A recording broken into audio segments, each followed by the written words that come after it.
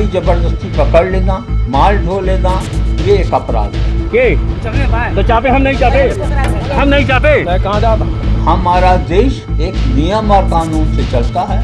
क्या चाहिए gate lock कर बताइए। भविष्य में कोई भी फाइनेंसर गाड़ी गुंडों के द्वारा, मसलमैन के द्वारा जबरदस्ती नहीं पकड़ सकता।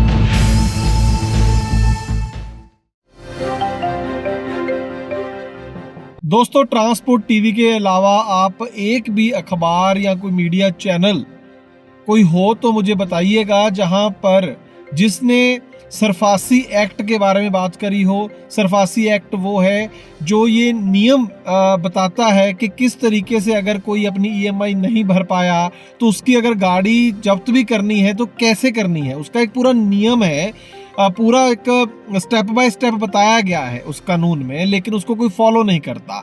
जितनी बार मैं ये कहना चाह रहा हूँ कि जितनी बार ट्रांसपोर्ट टीवी ने बात करी सरफासी एक्ट की, आप अगर रेगुलर ट्रांसपोर्ट टीवी देख रहे हैं इतने सालों से तो आपको पता है कि बार बार हमने कई बार सरफासी एक्ट को एक्सप्लेन भी करा और ये भी बताया कि लगभग हर सीजर जितने बार भी गाड़ी पकड़ी जाती है सरफासी एक्ट को दरकिनार करके, जहाँ सिर्फ खाना पूर्ति करके ही वो गाड़ियां पकड़ी जाती हैं। जैसे सरफासी एक्ट सिंपल सी एक बात कहता है कि चलती हुई गाड़ी को नहीं पकड़ा जा सकता, और 90% गाड़ियां छोड़िए 95% चलती हुई गाड़ियां ही पकड़ी जाती हैं। कई बार माल लोड होता है, कई बार सवारियां होती हैं बसों के अंदर, उनको भी पकड़ लिया जाता है, कोई नहीं मानता। और लगभग हर कंपनी इसमें इस अमाम में सब नंगे हैं।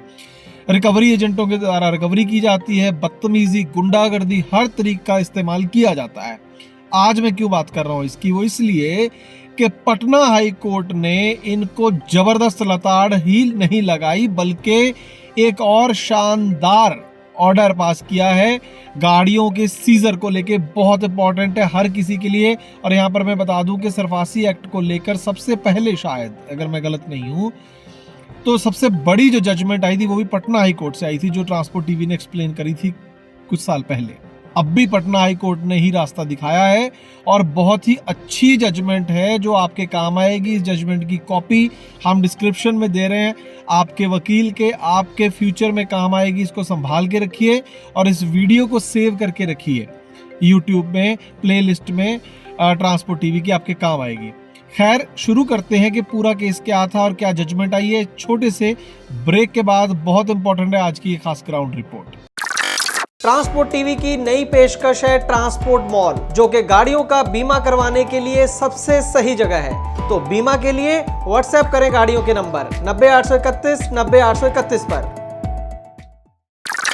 ट्रांसपोर्ट टीवी पर आपका स्वागत है दोस्तों, मैं हूं मनिंदर सिंह और आप देख रहे हैं ग्राउंड रिपोर्ट। दोस्तों, असल में पटना हाई कोर्ट के अंदर 5-6 अलग अलग पटिशंस थी अलग अलग फाइनेंस कंपनियों के खिलाफ। उन सब का एक बंच बनाकर उसका एक केस बना लिया अदालत ने, तो और इकट्ठा उसका फैसला कर दिया, क्योंकि लगभग हर केस एक जैसा ही था। सबसे पहले मैं बता दूं कि जैसे मैंने बताया कि पटना हाई कोर्ट का ये केस है और माननीय जो इसमें जज साहब हैं वो, उनका नाम मिस्टर जस्टिस राजीव रंजन प्रसाद है। उनकी ये जजमेंट है और 19 मई 2023 को ये जजमेंट आई है। मेन पॉइंट क्या है जजमेंट के, मैं आपको बताऊंगा। उससे पहले मैं आपको बहुत ही ब्रीफ में बता दूंगे 4-5 केस क्या थे। जो पहला केस था वो 2020 से उसकी कहानी शुरू हुई थी। कुल मिलाकर उसमें 17,31,000 रुपया कंपनी को पे किया जा चुका था। कुछ पैसा उसमें अंदर पेंडिंग था और बताया गया कि गुंडों के द्वारा, और हथियार थे उनके पास, जब वो गाड़ी छीनी गई और चलती हुई गाड़ी को छीना गया। और जो दूसरा केस था उसके अंदर 10 लाख का लोन था और इसकी कोविड के टाइम में जो किस्तें थी वो टूट गई थी और ये गाड़ी को भी बिना कोई लॉ प्रोसीजर फॉलो करे छीन लिया गया था। और पहला केस भी ज़्यादा कोविड के अंदर ही वो खराब हुई थी उसकी किस्तें। और जो केस नंबर तीसरा था ये बिहार का है, इसका गाड़ी नंबर भी हमारे पास स्क्रीन पर है। इसके अंदर बहुत ही शॉकिंग बात यह है कि 20,51,400 रुपये पेंडिंग था, 20,11,200 रुपये दिया जा चुका था, सिर्फ 40,200 रुपये पेंडिंग था, जिसके चक्कर में गाड़ी पकड़ ली। मतलब हद है। मतलब मैं क्या जुल्म की मैं बोलूँगा। 40,000 के पीछे गाड़ी पकड़ ली आपने यार, जिस बंदे ने आपको 20 लाख रुपए दे दिया और उसमें कितना ब्याज होगा, इतनी कमाई करके दे दी यार। मतलब कंपनियों को शर्म से डूब मरना चाहिए कि 40,000 रुपये पीछे उसकी वो कर ली, और ये भी कोविड का ही केस है, तो उसका भी कोई लिहाज नहीं करा, और जो भी मोरेटोरियम वगैरह थी उसकी शर्तें भी नहीं मानी बैंक ने।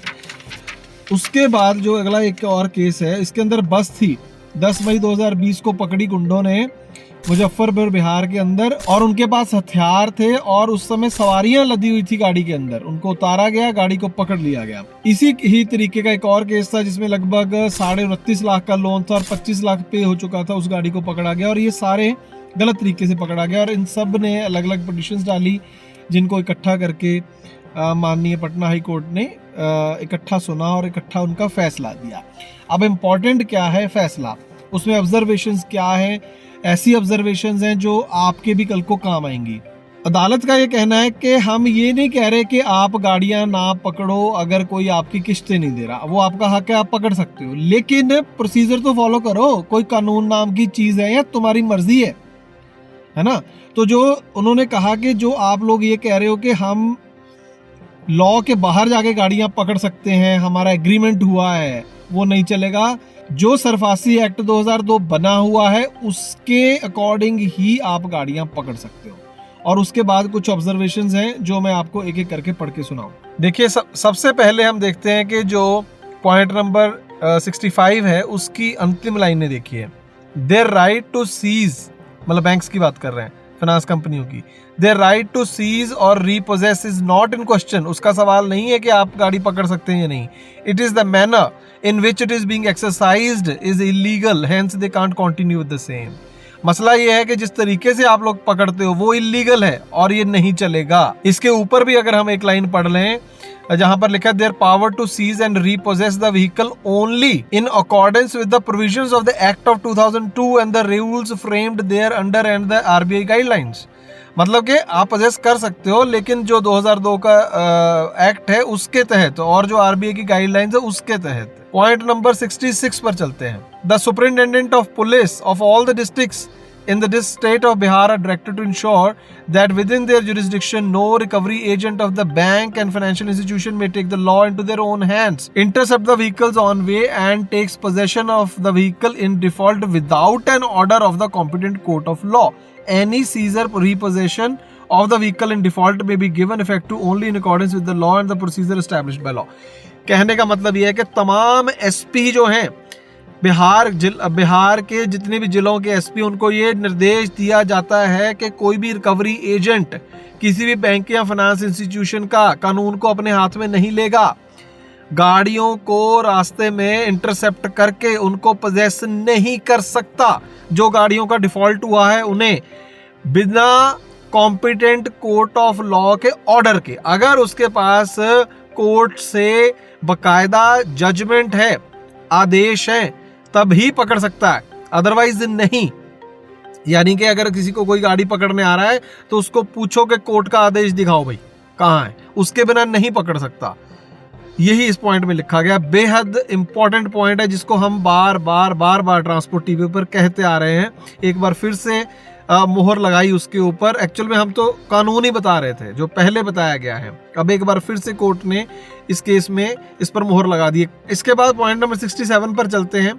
ये लंबा पॉइंट है, मैं आपको सीधा हिंदी में अनुवाद इसका कर देता हूँ। इसमें सीधा ये कहा गया है कि जो गाड़ियां अब जिनका पिटीशन का समाधान हो रहा है, जिनका जो गाड़ियां अभी पकड़ रखी हैं लेकिन बेची नहीं है, अभी फाइनेंसर ने पकड़ रखी हैं, तो उन केस में ये बोला गया है कि आप ये दोनों बैठें, बैंक और जो गाड़ी मालिक है वो बैठ के इसके ऊपर बातचीत करें कितने पैसे बकाया हैं, और जब से उन्होंने गाड़ी पकड़ी है उसके बाद का कोई ब्याज नहीं लगेगा, और उससे पहले का जितना पैसा है वो कितना है वो पहले तय कर लें। उसके बाद उस बचे हुए जो पैसा पेंडिंग है उसका 30% देकर गाड़ी ले जा सकता है गाड़ी मालिक, और बाकी के 70% की किस्तें वो बैंक के साथ मिलकर आगे के लिए तय कर सकता है। और अगर आगे से वो नहीं देगा किस्तें तो फिर इसी का जो कानून है 2002 का सरफासी एक्ट है उसके तहत ही आगे दोबारा जो इंस्टीट्यूशन है, बैंक है, वो अपनी कार्रवाई कर सकती हैं। और पॉइंट नंबर 68 में ये कहा गया कि जो गाड़ियां बेच दी, अब उसका क्या करें? अब फैसला तो आ गया गाड़ी मालिकों के हक में कि ये तो तय हो गया कि उन्होंने गलत तरीके से पकड़ी, लेकिन अब गाड़ी फाइनेंसर ने आगे बेच दी, अब उससे रिकवर नहीं हो सकती, तो क्या करें? उस केस में बहुत ही बड़ी, मतलब बहुत ही बड़ी जजमेंट मेरे हिसाब से, मैं तो पहले कभी ऐसी जजमेंट नहीं पढ़ी है, ऐसा केस नहीं सुना है। तो इसमें अदालत ने, माननीय ने कह दिया पॉइंट नंबर 68 में कि उस केस में बैंक जो है, फाइनेंशियल इंस्टीट्यूशन जो है, वो पैसे अदा करेगी गाड़ी मालिक को। और वो कैसे तय होगा? वो उसकी उस टाइम जो बीमा जो किया हुआ था उसमें जो गाड़ी की कीमत लिखी हुई थी वो पेमेंट करेगी फाइनेंस कंपनी। मान लीजिए वो 7 लाख की गाड़ी थी उस समय, बीमे के हिसाब से तो 7 लाख रुपए अदा करेगी फाइनेंशियल इंस्टीट्यूशन, और अगर 5 लाख का लोन पेंडिंग था तो 2 लाख रुपए बकाया गाड़ी मालिक को वापस किया जाएगा। और तमाम ये जो फाइनेंस कंपनी है, इनको 50-50 हज़ार रुपये का अलग से जो कॉस्ट ऑफ लिटिगेशन है, वो जुर्माना कह लीजिए उसको, वो अलग से लगाया गया है। सभी पिटिशनरों को 50-50 हज़ार रुपये कानूनी जो खर्चा आया है वो अदा करेंगे 30 दिन के अंदर अंदर। तो दोस्तों, कुल मिलाकर ये जो ऑब्जर्वेशंस हैं माननीय हाई कोर्ट की, सल्यूट करना बनता है जज साहब को। राजीव रंजन प्रसाद जी जो हैं, एक बार फिर से इसको कहते हैं मजलूम का हाथ पकड़ना, उसका साथ देना। मैंने एक ही बिंदु उठाया कि हम लोग एक डेमोक्रेटिक कंट्री में हैं और रूल ऑफ लॉ से गवर्न करते हैं, इसलिए हम ऐसा कोई काम नहीं कर सकते हैं जो कि कानून के विपरीत हो या सामाजिक न्याय के विपरीत हो। गाड़ी ज़बरदस्ती पकड़ लेना, गाड़ी से पैसेंजर को उतार लेना, माल ढो लेना, ये एक अपराध है। मामले की सुनवाई सब मिला करके मेरा अंदाज है कि करीब 10-12 दिन तक चला रहा। बड़े बड़े वकील भी बहस करने के लिए आए, सीनियर सब भी बहुत बड़े बड़े आए, लेकिन कोर्ट इस बात पर रिजिड थी कि हमारा देश एक नियम और कानून से चलता है। सुप्रीम कोर्ट का एक रूल था, रूल ऑफ लॉ से, इसलिए हम ऐसा कोई काम नहीं कर सकते हैं जिससे कि देश के लोग में बार्बरिज्म आ जाए। एकदम क्लियर कंसेप्शन। इसी कंसेप्शन पर कोर्ट ने इसको आदेश कर दिया कि भविष्य में कोई भी फाइनेंसर, चाहे बैंक हो चाहे निजी कंपनी हो, गाड़ी गुंडों के द्वारा, मसलमैन के द्वारा जबरदस्ती नहीं पकड़ सकती है। अब ये असल में काम है इन्फोर्समेंट एजेंसीज का, जो इस कानून का पालन नहीं करवाती। माननीय अदालत तो पहले ही क्लियर है, लॉ बड़ा साफ है, और पहले भी बहुत सारी जजमेंट्स हैं कि सरफासी एक्ट की पालना नहीं होती, लेकिन पालना तो जब कंप्लेंट करने जाता है जो पीड़ित है, उसकी आवाज़ तो इन्फोर्समेंट एजेंसी को सुननी है ना, वो नहीं सुनी जाती, इसलिए मसले कोर्ट में पहुंचते हैं। तो ये खैर जो फैसला है ये भी एक मील का पत्थर साबित होगा। इस फैसले को ज़्यादा से ज़्यादा आप लोग यूज़ करें जब आपका कोई ऐसा पंगा फाइनेंस कंपनी से पड़ता है। इससे पहले भी सरफासी एक्ट में कई जजमेंट्स हैं, तो अपने वकील, अच्छे वकील करें और उन जिसको समझ हो सरफासी एक्ट की, तो ऐसी जजमेंट्स आ सकती हैं आपके हक में। अगर ऐसी जजमेंट्स आएंगी लगातार, तभी ये जाके इस प्रोसीजर को फॉलो करेंगी। और लेकिन उससे पहले आपको पता हो कि आपके हक क्या है ना, क्या वो कर सकती हैं, क्या नहीं कर सकती हैं। और एक और चीज़ अच्छी इसमें मुझे लगता है ये रही कि 5-6 केस इकट्ठे थे, तो बहुत अच्छा होता है। हमेशा संगठन की यही इंपॉर्टेंस होती है कि संगठन अच्छा बनाएं, और जब भी कुछ इकट्ठा होकर आप लड़ाई लड़ेंगे तो उसमें कामयाबी के चांसेस ज़्यादा रहते हैं। हम उम्मीद करें कि जानकारी आपके लाभकारी साबित होगी। यही पर्पज़ है ट्रांसपोर्ट टीवी का, और कुछ नहीं। और आप लोगों को ये अच्छा लगता है, आप लोग प्यार करते हैं ट्रांसपोर्ट टीवी को, इसको और बढ़ता फूलता देखना चाहते हैं, तो काम छोटा सा ही है। सब्सक्राइब तो आपने पहले ही कर रखा है, तो दोस्तों को करवाइए, लाइक कराइए, और वीडियो को एक काम समझकर 40-50 लोगों को शेयर कर दीजिए। बहुत बहुत शुक्रिया। ट्रक हो या बस, टैक्सी हो या ऑटो, छोटा हाथी हो या पिकअप, इन सब का बीमा सिर्फ और सिर्फ ट्रांसपोर्ट मॉल से। बस गाड़ी की आरसी और पुरानी बीमा कॉपी 90-831 पर व्हाट्सएप कर दें, तो गाड़ी का बीमा सिर्फ और सिर्फ ट्रांसपोर्ट मॉल से।